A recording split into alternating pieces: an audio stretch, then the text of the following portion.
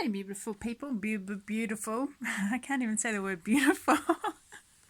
Hello! Look at my fringe. It's going all crazy and uneven. That's how I am. I'm crazy and uneven. So today's video is a little snippet on the Stories That I Tell Myself series. So I have been, I'm just going to turn around so the light is a little bit better. I have been, open the curtains. So I've been curating some content around, my fringe is just really annoying me.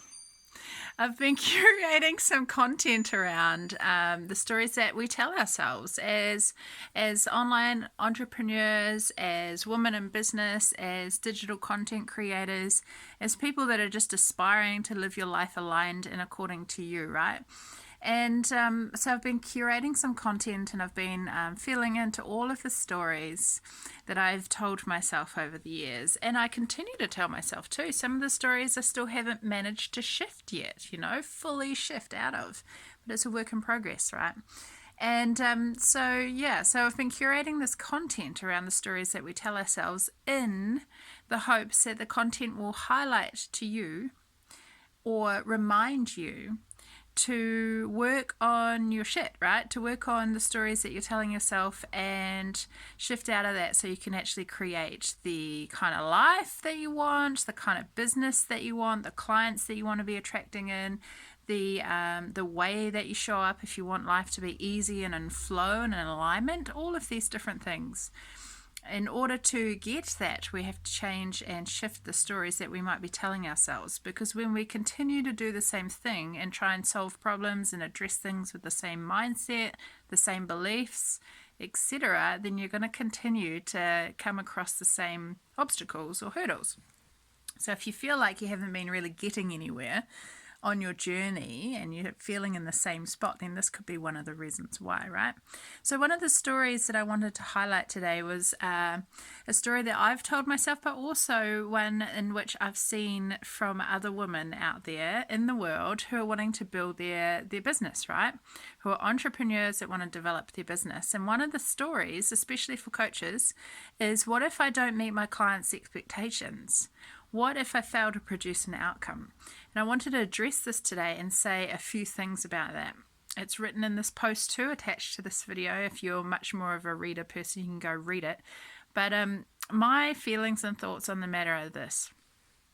That's okay to have these fears. It's totally normal to have this mindset and this feeling around, what if I'm not good enough? What if I don't get them the results that they want? And what I have to say to this is, one, you cannot get results for other people. You cannot get results for other people. It is the person that you're working with, it's their responsibility to get the results that they want. Full stop. It's not your job to get results for other people. Your job is to provide and hold space, provide knowledge, whatever that knowledge is for you, to help them make decisions, to help them make choices, to help them make changes, right? It's not your job or your responsibility to get the results for these other people. And I really want you to feel into that and understand that it's not your responsibility. It's your responsibility to show up and do your best and offer from the heart and create content that helps people really authentically and with good intention. All of that stuff is your job, right? That's what you're here for, but it's not your job to get the results for other people. It's their job to show up and to do the work and to get the results. So when you really feel into that and you start to believe in this concept and you start to take on this mindset, it relieves you of a whole lot of stress and a whole lot of pressure that you might be feeling, right? In order to get these outcomes and results for other people, it's not your job. It's their job, and it's your job to provide the space, the resources, the tools for them to do the work. The other thing that I've written down here is that one of the things that comment brings up for me is that it's all about me, right? It's my job. It's what if I don't meet my clients' expectations? What if I fail to produce an outcome? So that's all about me. Your own feelings and fear and insecurities around the service, the things that you offer, right? And it's got nothing to do with the client. It's got everything to do with where you're at in terms of your own belief in yourself. So there's a whole lot of work that needs to be done around believing in your worth, believing in your skill sets, believing in your ability, believing in the services or the offers or the things that you provide, right?